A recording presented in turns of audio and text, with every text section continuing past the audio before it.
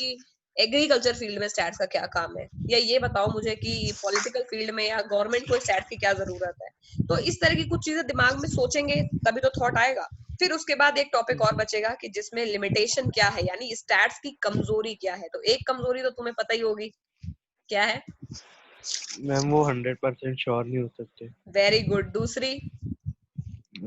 दूसरी मैम वो क्वालिटेटिव के लिए नहीं कर सकते शायद। सही बात। 4 होती हैं, 2 ऑलरेडी पता है, बाकी 2 देखेंगे। ठीक, तो 2 लिमिटेशन हमें ऑलरेडी पता है कि क्वालिटेटिव चीजों पे तो डील हम कर ही नहीं सकते कितनी भी कोशिश कर लें।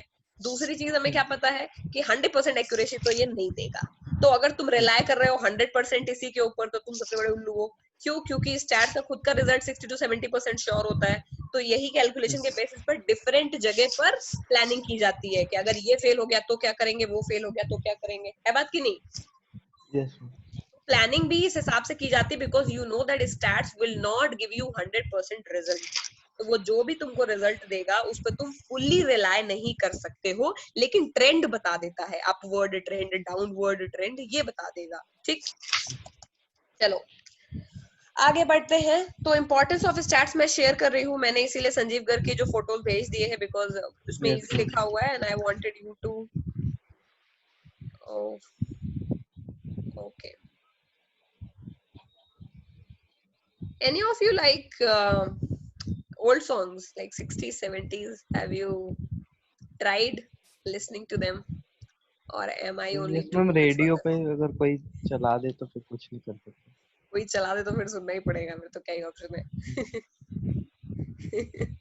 पर बुरे नहीं होते ऐसे तो कोई या भी, बुरे नहीं होते। आई डिडंट लाइक देम व्हेन जब मैं तक छोटी। समझ आ जाए, जब यस, तक जब समझ मैं आ छोटी थी I didn't like them at all, but now I don't know why I am liking them. Maybe I am old is gold वाला है, तुम बूढ़े होते जाते हो तुमको पुराने गाने अच्छे लगने लगते हैं। Okay, importance of stats. So we will be studying here in 4 parts. देखो इसमें लिखा हुआ है कि गवर्नमेंट के लिए क्या स्टैट्स होता है। ये मैंने हेडिंग 2.4 शेयर की है, स्क्रीन पे दिख रही होगी। ठीक है, मैं बुक की स्क्रीन इसलिए आजकल शेयर करने लग गई हूँ बिकॉज मैं चाहती हूँ कि तुम लोग बुक से भी फेमिलियर हो जाओ। ये ना तुम्हें यस लगे मैम। कि बुक में बहुत कुछ लिखा हुआ है और हमें तो क्लास में कम में पढ़ाया जाता है तो नोट्स काफी हैं। This is purely for the people who actually want to refer it from book itself. उसमें भी कुछ नहीं लिखा हुआ है। तो ये ए बी सी डी केवल ये 4 पॉइंट इंपॉर्टेंट है, क्योंकि स्टैट्स जो है कि पहले स्टैट्स का मतलब अलग था, आज के टाइम पे स्टैट्स का मतलब एकदम अलग है। स्टैट्स का जो रोल है वो पूरी तरह चेंज हो चुका है।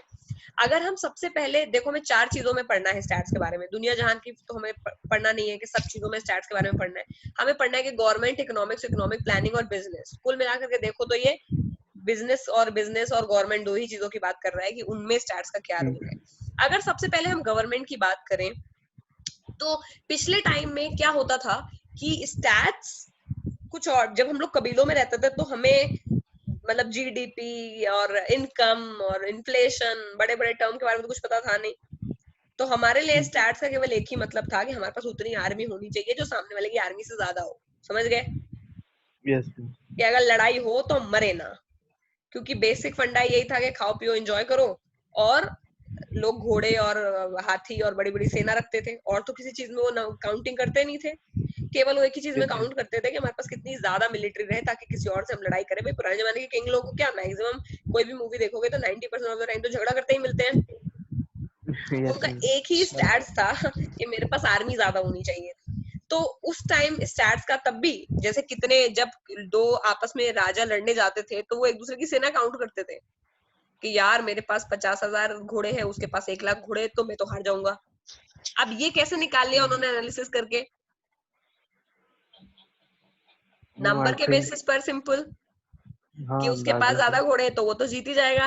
तो यही स्टैट्स, बेसिक एनालिसिस, ये बेसिक इंस्टिंक्ट हमेशा कॉमन रहता है कि the more the number the better the performance. अपने दिमाग में ये लेके चलना है। तो आज के टाइम पे क्या है, आज के टाइम पे गवर्नमेंट का रोल एकदम चेंज हो चुका है स्टैट्स में। कैसे?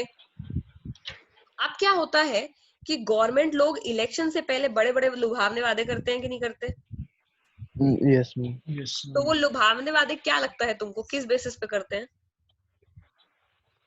मैम वोट लेने के लिए यस, करते हैं। वोट लेने के लिए तो करते ही है, बट वो स्टैट्स घर में रट के आते हैं कि इस इलाके में कितने मुस्लिम है, इस इलाके में कितने हिंदू है, इस इलाके में कितने सिख लोग हैं। तो अगर तुम मोदी जी को गुजरात भेजोगे तो वो गुजराती बोलेंगे, आसाम भेजोगे तो आसामी बोलेंगे, और वैसा ही ड्रेस पहन लेते हैं।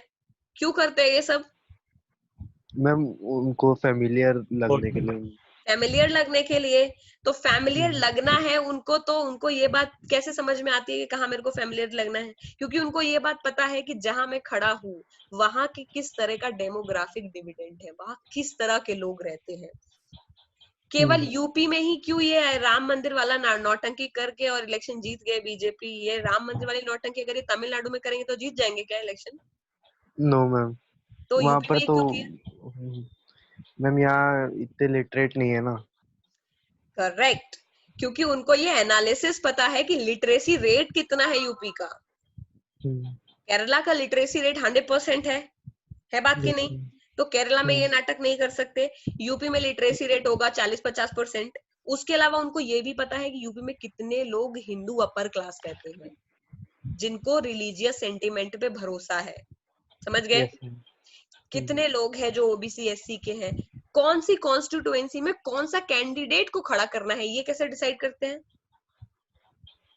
मैम उसी से ही उसी एरिया में किस तरह का वोटर है, किस तरह के लोग हैं। अगर उस एरिया में मोस्टली लोग ठाकुर है तो वो बीजेपी अपना मेजॉरिटी ठाकुर पे। कैंडिडेट खड़ा करेगी।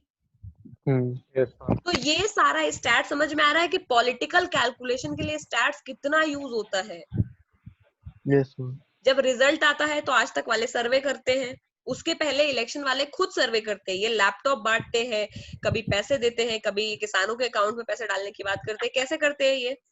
इनको पता है कि उस इलाके में कितने कितने किसान है, किसके अकाउंट में कितना पैसा जाएगा तो कितना पैसा लगेगा। अगर इनको लगता है कि 10,000 करोड़ रुपए दे करके भी मैं इलेक्शन जीत जाऊंगा तो एक साल में 1 लाख करोड़ कमा लेंगे करप्शन करके, तो दे देते हैं 10,000 करोड़। ये कर्ज माफ करने के वादे छोटी जगहों पे ही क्यों करते हैं, बड़ी जगह पे क्यों नहीं करते? क्योंकि बड़ी जगह ज्यादा पैसा लगेगा, है बात की नहीं? यस। तो बहुत सारी छोटी छोटी बड़ी बड़ी पॉलिटिकल कैलकुलेशन इन्वॉल्व है। ये कभी तुम्हें किसी एग्जाम में नहीं पूछी जाएगी, लेकिन अगर तुम्हें स्टैट्स के बारे में कुछ चीज समझनी, तुम्हें ये तो पता होना चाहिए कि आखिर ये यूज होता ही कहाँ है। तो गवर्नमेंट बहुत सारा जो है डेटा वो कलेक्ट करती है, पहली जो बात है, और उस डेटा के ऊपर क्या करते हैं, दे डू रिसर्च, और वो पॉलिटिकल कैलकुलेशंस में इन्वॉल्व होता है उसका रिजल्ट। जो पॉलिटिकल गेन्स निकलते हैं उस स्टैट्स में से कि कैंपेन कितने दिनों में करना है, कितनी जगह पे कहाँ कैंपेन करना है, किससे मिलना है, किससे नहीं मिलना है, किसको हम कैसे वादे करेंगे तो हमको वोट बैंक मिलेगा, क्या हमको रिलीजन का सहारा लेना है, पोलराइज करना है, ये सारी चीजें मन से नहीं निकली हैं। They are based on the observations. समझ गए? जैसे मोदी जी ने बहुत बार इस बारी डिजिटल इंडिया की बात की, क्यों की? बिकॉज 70% लोग in India are below 35 years of age, and BJP ने अच्छा स्टैट्स का स्टडी किया था कि 35 साल से कम के अगर लोग इंडिया में रह रहे हैं तो वो अट्रैक्ट होंगे ऑब्वियसली टेक्नोलॉजी की तरफ, है बात की नहीं? Yes ma'am. क्योंकि यंग लोगों को टेक्नोलॉजी बहुत पसंद है। इसीलिए ही बीजेपी कैशलेस इकोनॉमी के पीछे पड़ी हुई है। क्यों पड़ी है कैशलेस के पीछे?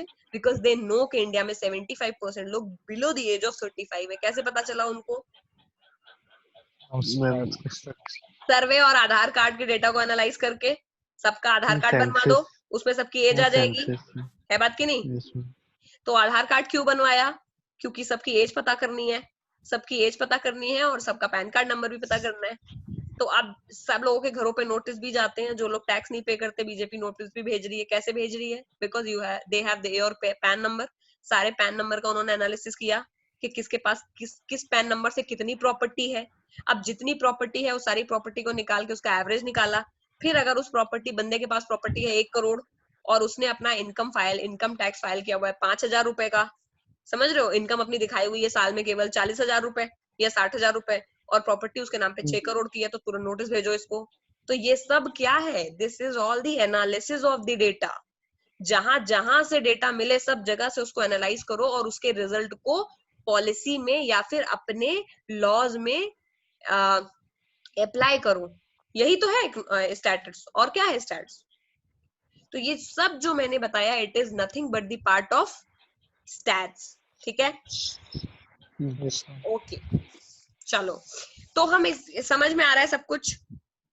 Yes ma'am. Yes ma'am. तो अब हमने कुछ ऐसी चीज तो पढ़ी नहीं है जिसके लिए हमें बहुत सोचने की जरूरत पड़े, लेकिन हम चलो कुछ बेसिक चीजें हैं उनमें आगे चलते हैं। स्टैट्स की गवर्नमेंट के रोल में अगर क्या रोल है तो तुम बोलोगे कि मैम इतना समझ लिया, लिखना क्या है? इसमें लिखने के लिए कुछ नहीं आता। अगर तुमसे बोलेंगे कि इंपॉर्टेंस ऑफ स्टैट्स क्या है, तो तुम सिंपल एक बात बोलोगे कि गवर्नमेंट जो है, statistics involve the large collection of data and the analysis of it, and the results are actually is used for the political calculations. Political calculations में क्या हो सकते हैं? Political calculations में हमारे हैं कि वेलफेयर, अब सिंस हमें तो असलियत पता है, लेकिन गवर्नमेंट वेलफेयर ऑब्जेक्टिव के लिए यूज करती है, ऐसा हमें लिखना है। वेलफेयर ऑब्जेक्ट क्या है?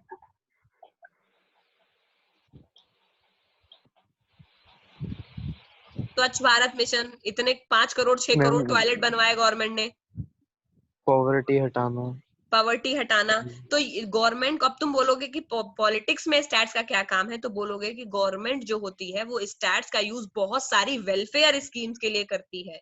वेलफेयर स्कीम्स का मतलब क्या है? कितने लोगों को गैस सब्सिडी देनी है, कितने लोगों को गैस सिलेंडर की सब्सिडी मिली, कितने लोगों को टॉयलेट बनवाना है, मनरेगा में कितने लोगों को रोजगार देना है, कितने लोगों को फ्री में खाना बांटना है, यानी जो पीडीएस स्कीम है जिसमें 1 रुपए 2 रुपए किलो अनाज मिलता है गरीबों को। ये सब कुछ किसकी मदद से किया जाता है? स्टैट्स की मदद से। और कौन कौन सी इसमें चीजें होती हैं जो इन्वॉल्व होती है forecasting, index numbers, demand analysis, कहाँ कहाँ कितनी डिमांड है, तो फोरकास्टिंग और चीजों के बारे में, जो फ्यूचर में नीड होने वाली है उनके बारे में हम पता करते हैं। फोरकास्टिंग का मतलब क्या होता है? हम अंदाजा लगाना। अंदाजा लगाना। तो जो देखो ये पॉपुलर मेथड है अंदाजा लगाना। तो पॉपुलर स्टैटिस्टिकल मेथड क्या है? टाइम को एनालिसिस करना है, फोरकास्टिंग करनी है और डिमांड को एनालिसिस करना है। ये कोई याद करने वाली चीज है? बिल्कुल भी नहीं है, क्योंकि इतनी बेसिक चीजें हैं इसमें। और तो अब तुम लोग 2 टाइम लिखो, पहले लिखो जो हेडिंग डाली है वो कि इम्पोर्टेंस ऑफ इकोनॉमिक्स। पहला लिखो importance in politics. Importance in politics में point number 1, for welfare motives.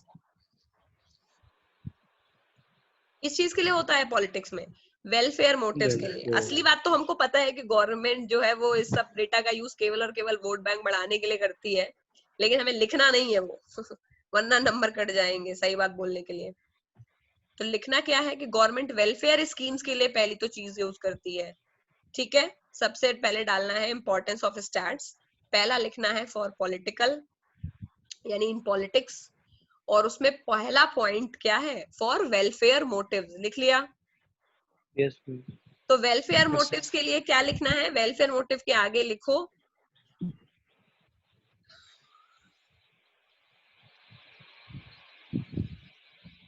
To fulfil objectives like, book में नहीं है ये, to fulfil objectives like educational schemes, subsidy schemes, to fulfill objectives like educational schemes, subsidy schemes, employment schemes,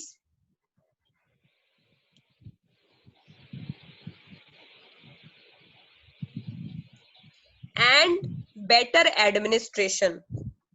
किस area में कितनी police को employ करना है बेटा, ये भी तो स्टैट्स का ही पार्ट है। तो जैसे बहुत सारा कहीं क्रिमिनल एरिया है तो वहां पर ज्यादा पुलिस ऑफिसर्स चाहिए। एंड फॉर बेटर एडमिनिस्ट्रेशन, तो वेलफेयर ऑब्जेक्टिव्स में हमने 3 चीजें लिखी हैं, एजुकेशनल चीजों के लिए होते हैं, एम्प्लॉयमेंट की चीजों के लिए है, और तीसरा क्या बोला मैंने? Ma'am better administration. नहीं, उसके पहले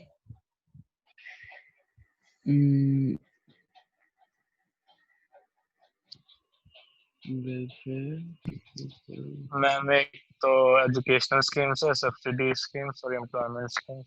वेरी गुड। और ये educational schemes, subsidy schemes and employment schemes and better administration. Better administration. ठीक। पॉपुलर एनालिसिस कौन कौन सी है इसमें? लिखो popular methods are time analysis, forecasting, demand analysis. हम क्या पॉपुलर मेथड्स आर, इसमें देखो नीचे पॉइंट नंबर 2 में लिखा हुआ है ऊपर से, बुक में ही है। Popular methods are time series analysis, index number, forecasting and demand analysis. दिख रहा है?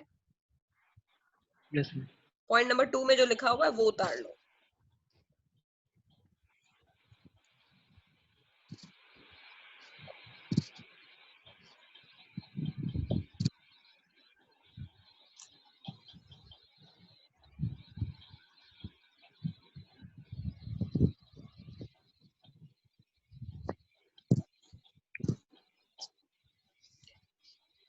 हो गया? Yes ma'am. ओके, तो अब हमें अगला पॉइंट लिखना है। अगला पॉइंट यही ब्लू हेडिंग डाल लो, importance of stats in economics. के इकोनॉमिक्स का में क्या रोल है, ठीक है? अब इकोनॉमिक्स में तो बहुत सिंपल है स्टैट्स का रोल। पहली चीज तो ये हमें पता होना चाहिए कि मार्केट की स्टडी करते हैं हम स्टैट्स की मदद से, करते हैं कि नहीं? मार्केट की स्टडी क्यों करते हैं? Yes ma'am. मतलब कहाँ पर कितनी डिमांड है, कौन सी मार्केट में कंपटीशन है, कौन सी मार्केट में कम कंपटीशन है, समझ गए? तो ये नए बिजनेस को खोलने में हमेशा हेल्प करता है। अगर बिजनेस के पॉइंट ऑफ व्यू से सोचा जाए तो एक बिजनेस जो अच्छा बिजनेस है, सबको पता है कि बेस्ट मार्केट, मतलब मान लो दिल्ली में कोई कह रहा है चांदनी चौक है, तो वहां पे लोग बोलेंगे कि भाई वहां बहुत सस्ता मिलता है, वहां चले जाओ। क्यों? क्योंकि मार्केट को अच्छे से स्टडी किया हुआ है, उसका स्ट्रक्चर स्टडी किया हुआ है, वहां सस्ता सामान मिलेगा। फिर अगर तुमसे पूछा जाए कि कहाँ पर मोनोपोली चल रही है, तो तुम बताओगे कि भाई ये लेवाइस की या जारा की, इनके बहुत बिक रहे हैं कपड़े, बाकी लोग के नहीं बिक रहे हैं, तो इनकी मोनोपोली है। समझ गए? कौन कौन कितना प्रॉफिट में है, कौन कितना लॉस में है, अभी ये चीजों के बारे में जानना नहीं। मोनोपोली का मतलब क्या होता है?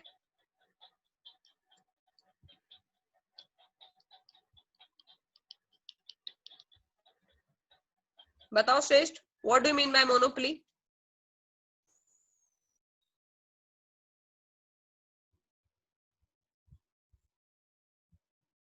अरे सुनाई दे रहा है?